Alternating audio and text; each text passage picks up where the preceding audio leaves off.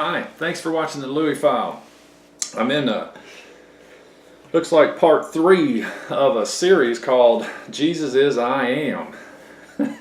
Sounds kind of strange, Jesus is I Am, but it's pretty clear to me. I think He is God. I think He's always been one with God, and He was expressed in the world as a human being, as the Son of God, in order to connect with us, in order to go through a flesh life, to go through a human life, and to die fully as a man on the cross in order to reconnect us, bring us back into a union with God.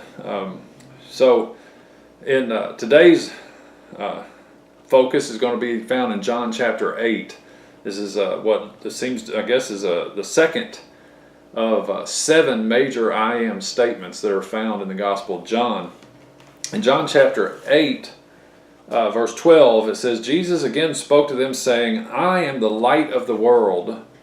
He who follows me will not walk in the darkness, but will have the light of life. Wow, what a statement.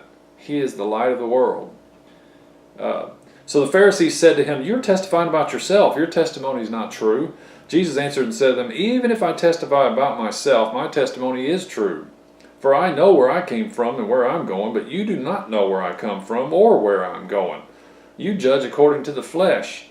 I am not judging anyone, but even if I do judge, my judgment is true, for I am not alone in it, but I and the Father who sent me. Even in your law it has been written that the testimony of 2 men is true. I am he who testifies about myself, and the Father who sent me testifies about me.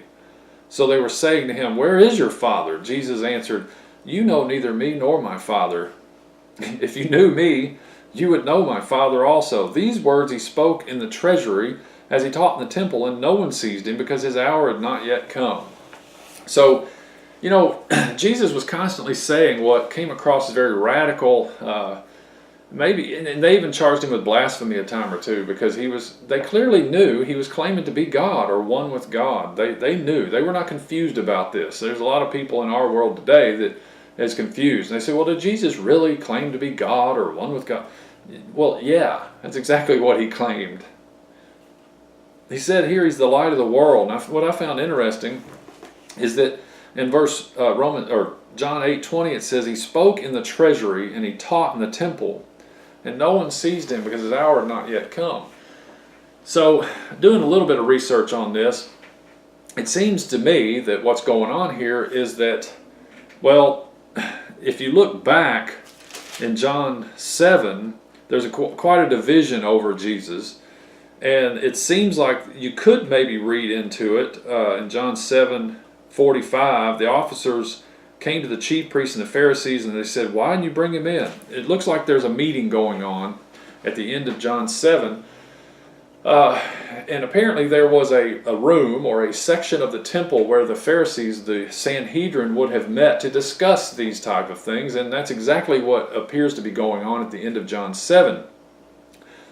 Well, then John 8 starts with this woman that was caught in adultery and this challenge to Jesus' authority and who he was, and was he going to go against the law, or was he going to uphold the law by stoning her to death and all this stuff. There's a lot of debate on whether this story even belongs in the gospel or if it belongs here. I'm not going to get into that right now. But it looks like if you remove that, let's just get rid of the story with the adulterous woman, and you look at the end of John 7, it looks like they're having a heated conversation and meeting about Jesus and what to do with him. And meanwhile, he's standing in the temple right out there in broad daylight telling everybody he's the light of the world. And it could very well be that the menorah, he could have been standing right near where this menorah, this light candelabra, if you will, that represented the tree of life. It's the tree of life, it's the light of the world, and Jesus is pointing to himself. He's saying, I am the light of the world, and this right here is talking about me. That's just what I think is going on. Meanwhile, the Sanhedrin's over here discussing what to do with him, and they come out grumbling and griping and fussing and fuming, and they're constantly accusing and attacking and challenging Jesus. But later on, Jesus even says, they quiz him, maybe it's Herod, I'm not sure, or maybe it was the Pharisees. I'm sorry, I don't know the facts on that right this second, but there's a point during his trial, right up before he's put on the cross, where they're trying to, compel him to defend himself, and he basically said, look, everything that I've been teaching and doing, I've been doing in the broad daylight, wide open. You can go and ask anybody that's been in the temple, and they'll tell you what I said. I'm not going to sit here and play your games and repeat myself to you to put on some show for you. I've done nothing in secret, and you know very well what's been said and done. I'm the light of the world. He said, I mean, if you follow me, you'll not walk in darkness. I am not in darkness. I'm not the one that's hiding things. I'm not the one behind closed doors plotting to get rid of someone. So he's telling them, I am the light. And they're challenging him on this because the Old Testament law says there has to be 2 or 3 witnesses on any matter. And so Jesus is saying, look, there are 2 witnesses, me and my Father. I love how he does this. So earlier in the verse chapter 5, they had challenged him, and he said, look, John the Baptist is my witness.